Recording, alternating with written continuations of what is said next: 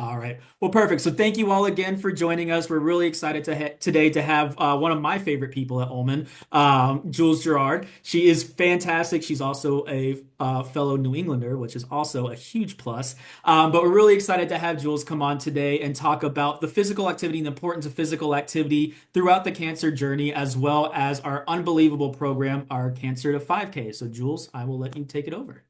Awesome. Thanks, Andrew. I appreciate you all joining tonight and for having me. I'm excited to get to be a part of this. So, yeah, I'm going to jump right into it since there's just a few of us and I don't want to take up your entire evening.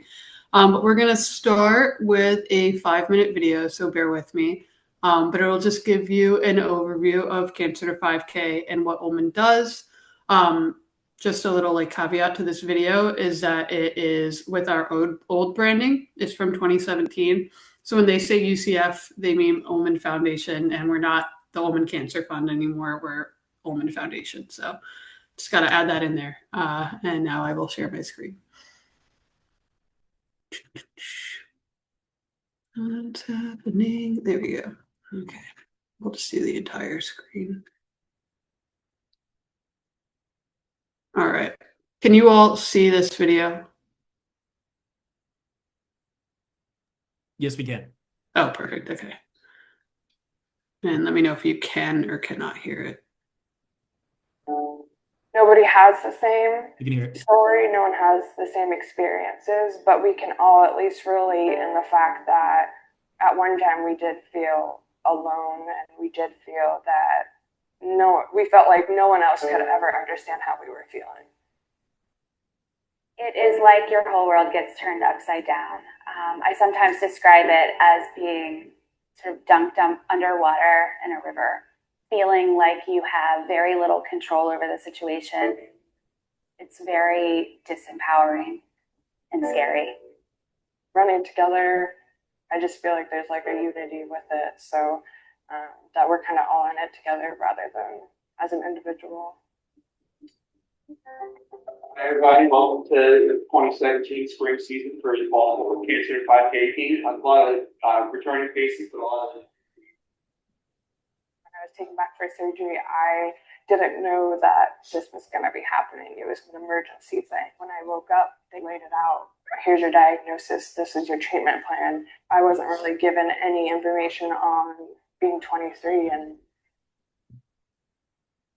having cancer.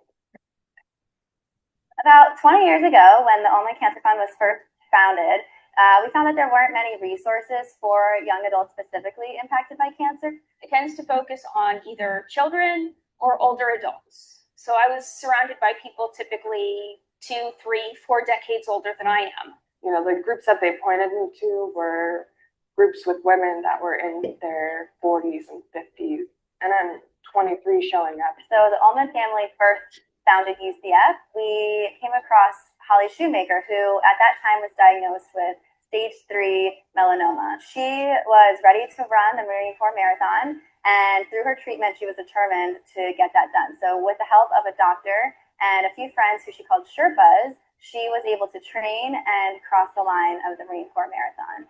She decided to partner with UCF to create the Cancer to 5K program.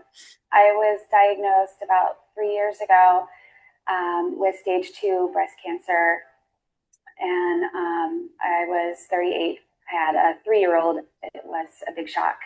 I was lucky enough to work with one of the nurse navigators. My hospital had a nurse navigator from the Ulman Fund, so she was amazing and reached out to me even before I started my infusions, and I felt like I had somebody there to help me through this. Cancer to 5K is a free training program for cancer survivors, regardless of age, physical ability, or treatment status. We come together every year for a 12-week training program. They train for 2 days a week, leading up to a 5K goal race. We basically try to meet them at their level, let them know that if you put your mind to it and you show up, you can pretty much do anything. Anything's possible. It's important because physical activity can not only help a cancer survivor through their treatment, but it can also lessen the side effects after treatment, even years and years after that. After going through cancer treatment, I'm much more aware of keeping myself healthy. And for me, it was about having a place and a time to make sure that I am committing myself to exercising and being healthy and being social. They may not have had the same cancer or treatments that I did, but they understood the social cost and social impact that having cancer as a young adult has. I mean, we show up, we stretch, we run. You know, some days I'm stronger, some days I'm not. Just do your best. If I had to sit on the ground because I didn't have the energy to stand while we were just talking, no one looked at me funny. It was just, I've been there, I know where you're coming from. There's something really good about that. They get it in a way that no one else really does. We all felt isolated at one point, and we feel like when we're together, we can help understand each other. What we have with Cancer to 5K is not just a physical training program, but a community of support. So we have volunteers, friends, family, and coaches who all join the team, have that support there. You're physically moving, but you're also getting a friend that you can talk with, a new person who has maybe a similar diagnosis or trying to overcome those challenges of a cancer diagnosis.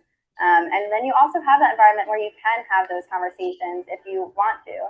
Living with my parents, depending on them to take me places, and basically going from one doctor's appointment to the next to all of a sudden I have this running group to meet up with once or twice a week, depending on my strength and my abilities at the time, was really good for me. So I think that it's important for cancer survivors to either join the online program or look for a team near them, because it just adds confidence. It helps lessen fatigue and depression or whatever side effects they may be getting from treatment, whether they are currently in treatment or they're 20 years out of treatment. There is always an added benefit that they can find from this program.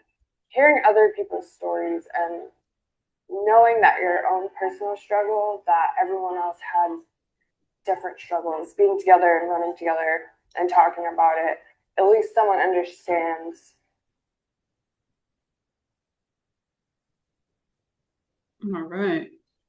So that is just a nice little overview of what Cancer to 5K is.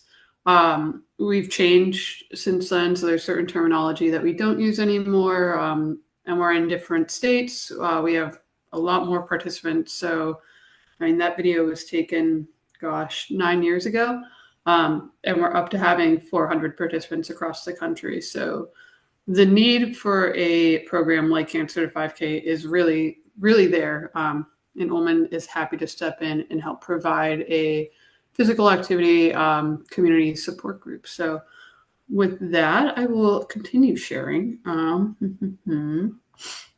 Let's go right over here, actually. Present full screen. Why is it not working? Oh, that's why. Okay. All right. Can you all see that? Yes. Solid. All right. Sorry if I'm sniffling through this. My dogs were jumping around in this room not long ago. Anyway, Cancer to 5K and exercise in survivors. So through this slide, you'll see we use the term AYAs, so adolescent and young adult survivors, and a few other abbreviations that I'll explain as we cross through them.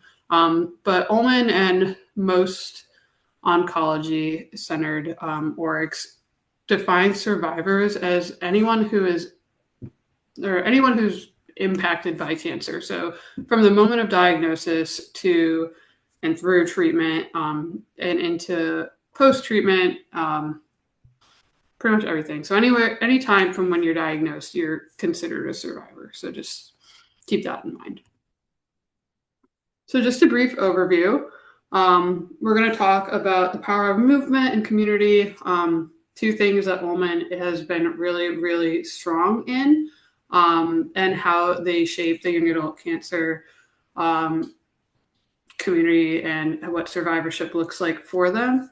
Ulman offers, like we've gone over, Cancer to 5K, which is a 12-week training program that helps survivors of all fitness levels go essentially from cancer to 5K. So it's very similar to if you've heard of a Couch to 5K program, where you're starting at a pretty base level of fitness and building up to being able to complete a 5K at the end of the 12 weeks. We aim to build strength, confidence, and connection like I said, one thing that we really, really focus on is the community of it. And it can be all fitnesses. So if you're interested in walking it, you're more than welcome to. If you're interested in running it, of course, you're welcome to. And we just want it to be incredibly accessible. So over the next half hour or so, we'll cover what Cancer 5K is all about, why exercise is so beneficial for survivors, and how community and peer support play a vital role in recovery, and how Ulman kind of brings those both together. So what is Cancer 5K? Cancer 5K is a free 12-week training program through Ulman that helps cancer survivors of any age or wherever they are in treatment complete their goal of completing a 5K. So participants meet twice a week, typically on weekdays, and one weekday and one weekend. And they are met with coaches and volunteers who help guide them through their practice. Practices typically last about an hour. So usually practices are on a Tuesday night at say 6 p.m. and a Saturday morning at 9 a.m. And they'll spend that hour just getting to know each other, supporting each other, and gradually increasing their fitness level and adding more mileage. So you'll start essentially like at the very beginning of the season with walking. You'll do about 4 minutes of walking, 1 minute of running, and go back and forth on that for the whole hour. And then ideally by the end of the 12 weeks, you're doing 4 minutes of running, 1 minute of walking, or 4 minutes or 1 hour of running and fewer minutes of walking. So really trying to get as much out of it as you can and trying to optimize your fitness levels going through the 12 weeks. So you have an achievable goal at the 5K. We really, really, really try to center around community. So everybody that we have who's involved in Cancer 5K, whether it's the coaches or volunteers and survivors as well, are trained to make sure that they are sensitive around what everybody's fitness level is like, what their treatment looks like, and how we're best encouraging folks. We don't ever want to make someone feel like they're not capable and push people too far. So it's a really gentle group to get to be a part of, especially if you've just finished treatment or you're currently in treatment and you're feeling a little unsure of if you can even complete a 5K or if you can do a walk for an hour. We're there to help adjust as best as possible. So why exercise matters for AYA survivors? Research consistently shows that physical activity interventions for adolescent and young adult cancer survivors are safe and beneficial. And exercise leads to measurable improvements in physical function, cardiovascular fitness, body composition, muscle strength, reduced fatigue, and an improved quality of life. And with that, I'll nerd out on you for a second and take you through a few studies that I pulled up. So most of these studies, we have 3 of them here, are out of the NIH, so pretty reputable sources as far as research goes.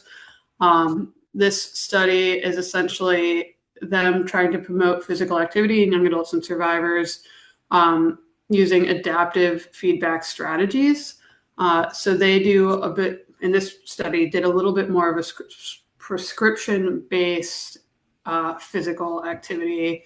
What's the word I'm looking for? Program, essentially, over the course of 6 months. So essentially how the study breaks down is them saying that nearly 60% of young adult cancer survivors are physically inactive. And that kind of just goes for the majority of people as a whole.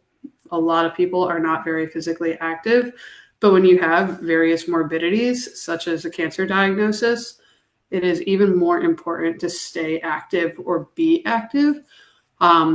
But this study found that very few physical activity interventions have been designed specifically for AYAs. So there are very few programs that are designed for AYAs to be a part of.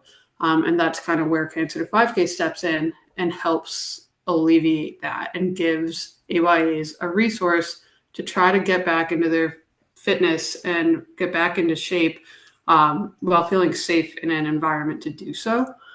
So the methods that this study used, intervention participants will also receive a 6-month mobile intervention based on social cognitive theory, which targets improvements in behavioral capability, self-regulation, self-efficacy, and social support, and incorporates self-regulation strategies and behavior change techniques.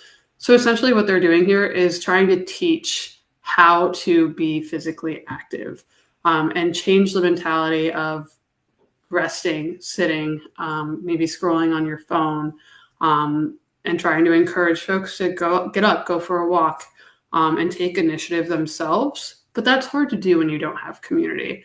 And so they decided, let's use Facebook, which is a little bit of an older technique, but they were sending out updates on Facebook and trying to reach people through their social networks that way, and Facebook peer support groups. And the assessments for this study were 3, 6, and 12-month increments. Let's see. So the outcomes of this study were increased physical activity offers a myriad of benefits, including positive effects on physical function, body composition, cardiovascular fitness, health-related quality of life, and depression, and may prevent cancer recurrence and improve survival. However, about 60% of young adults diagnosed with cancer before or during their young adulthood don't adhere to the physical activity guidelines of 150 minutes a week of moderate to vigorous physical activity. And most are less active than their siblings or peers without a cancer history. And that's due to a myriad of reasons. If you're diagnosed with cancer, you're probably dealing with fatigue. You're not feeling very well. And you're not going to want to get up and go for a walk, do a strength workout. You're going to want to conserve your energy. And you're also probably feeling a little bit betrayed by your body. And you're feeling like, I'm not capable of doing this. And why is this happening? But it's so important to try your best to get out. And the more active you are, the less fatigue you're going to deal with, the better cardiovascular strength you're going to have, which of course fights fatigue, the better bone density and bone health and muscular health you're going to have. And all of these are combatants against the treatments that you're getting. And so it's the longevity of your skeletal and muscular system, as well as your cardiovascular system, and trying to equip it as much as you can to fight this disease that you're also already fighting. And so, again, this study says that despite a high demand for physical activity programs, there are very few interventions that have been specifically designed to promote physical activity in AYAs. And so, like I said, that's where Ulman steps in. We do our best to try to reach as many AYAs as we can. Like I said, Cancer 5K is serving around 400 young adults across the country, and we are always trying to do more there. So the more we can spread the word about Cancer 5K, of course, the better. And then I have, again, another study that just kind of goes in a little bit deeper. So AYAs have an 80% 5-year survival rate, which is high. That's great. And as treatments advance, of course, that number is going to rise. But we need to be physically active to continue that work and to continue making sure that, okay, you've gone through this treatment. How are we going to ensure that our body is equipped to handle everything that it's gone through and everything it's going to continue to go through? Of course, the side effects of cancer and cancer treatment can be physiological, psychosocial, behavioral. So you could be dealing with pain, fatigue, muscle atrophy, weight loss, depression, anxiety, and an impaired quality of life overall. And those can advance to cardiovascular outcomes, neurological decline, cataracts, tooth decay, and new malignancies, so new cancers. But the more we're doing to, like I said, better equip our body to fight these things, the better off you're going to be. So like all of these studies are going to say, the recommendation for physical activity is 150 minutes of aerobic activity throughout the week. Oops, someone entered the waiting room. So like I said, and like this survey or this study says, is the more you're doing strength training, the more you're doing cardiovascular training, so aerobic exercise, the more improvement you're going to see in pain, the more improvement you're going to see in fatigue, the more improvement you're going to see in muscular strength and just overall fitness. And that's what we're aiming to do. So exercise. So another study that this group did was equipping hospitals to have exercise programs. So during hospitalization, adolescent and young adults with cancer went through a exercise program, and from that they found improved muscle strength, improved physical fitness, and improved functionality during hospitalization. So you're more mobile, and you're getting up and you're having better results. I don't think I highlighted anything else on this, so I'll keep going. And then just our final study, because I know this probably isn't like the most riveting for you guys, but it is for me.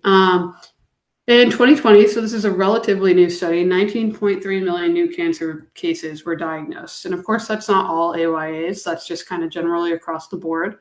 But cancer patients may experience fatigue, depression, anxiety, a reduced quality of life, and sleep problems.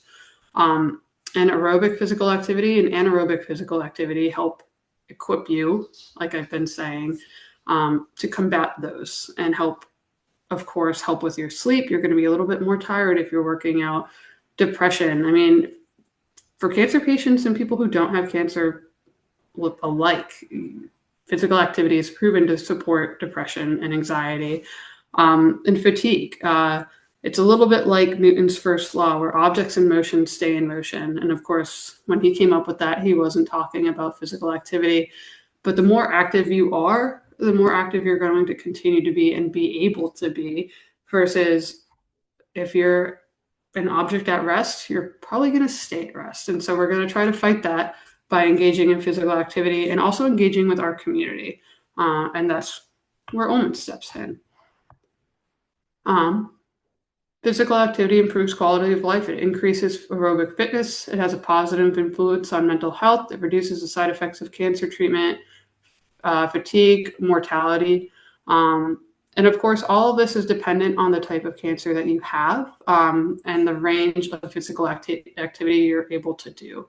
But it's best to do anything that you can. And that's Ulman as well, where if we have someone who might have physical limitations on Cancer to 5K, we're going to adapt our program and make sure that we are meeting them where they are and helping as best we can to have a program that is welcoming to everybody and is going to serve every AYA that needs it.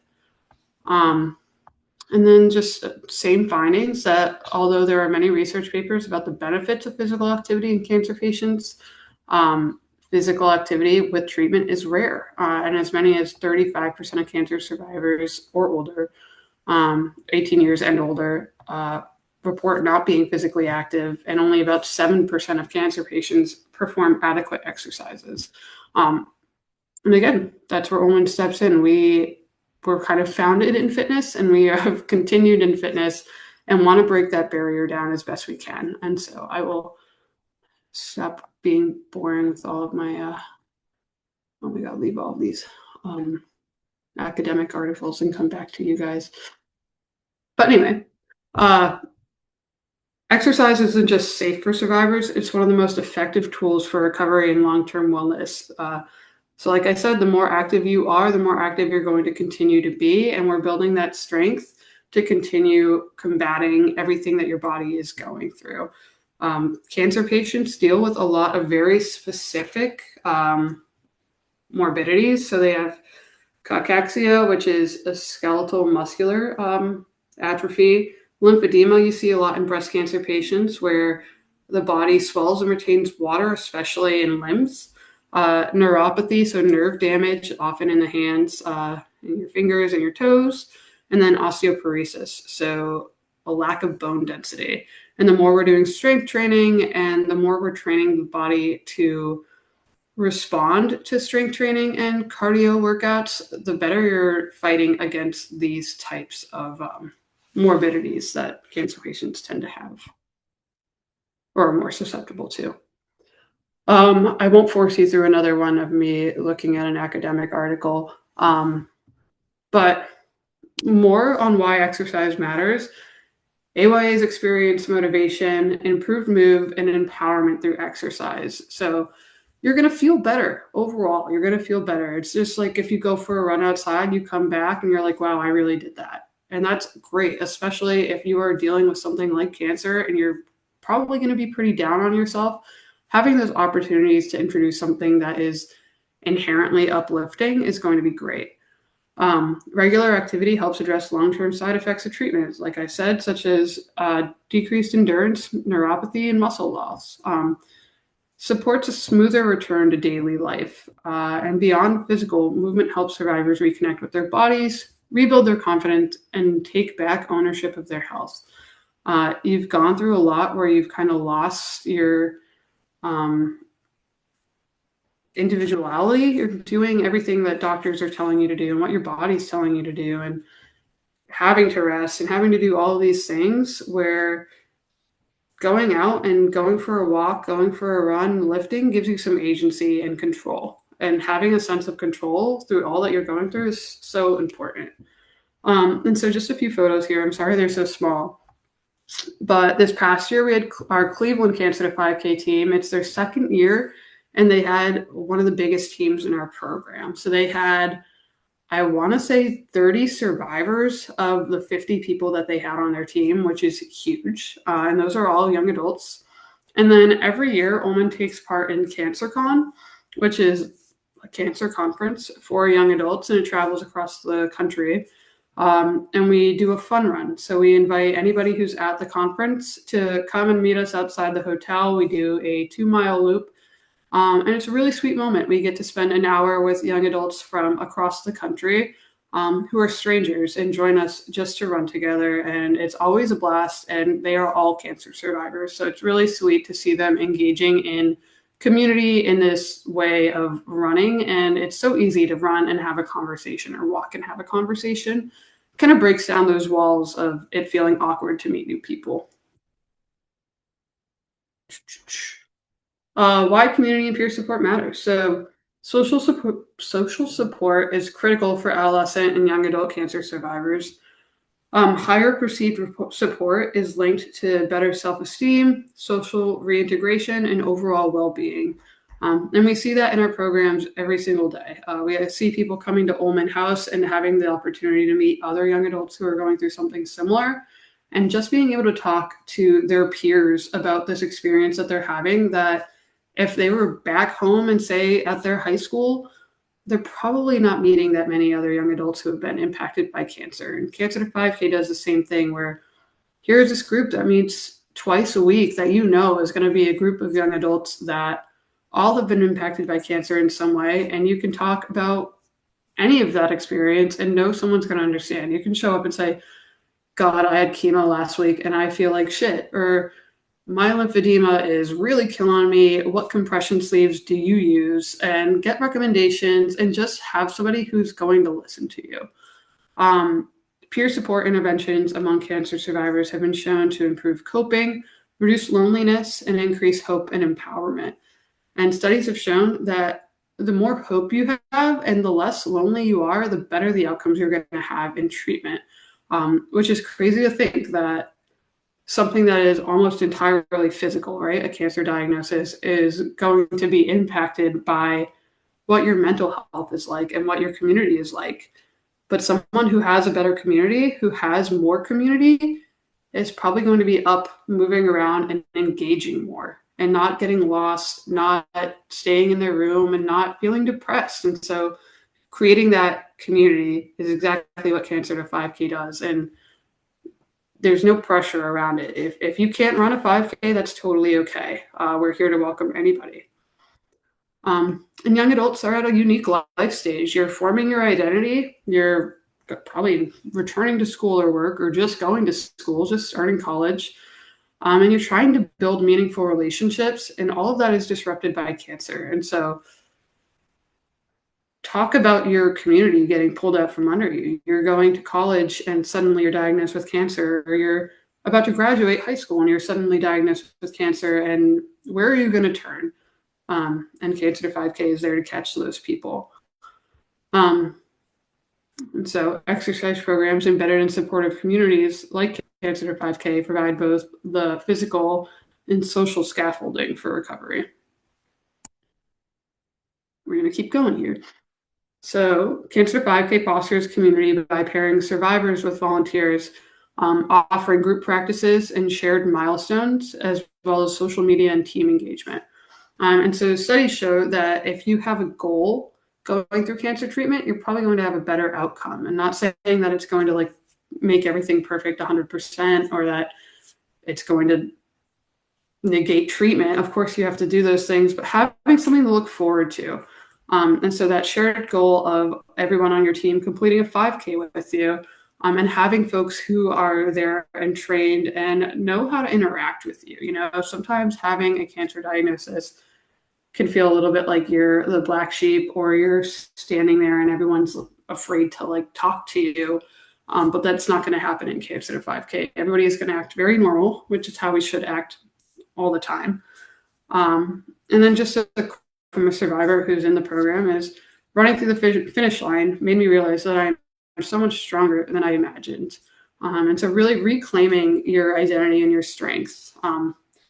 Movement and community equals synergy. So physical improvements are amplified by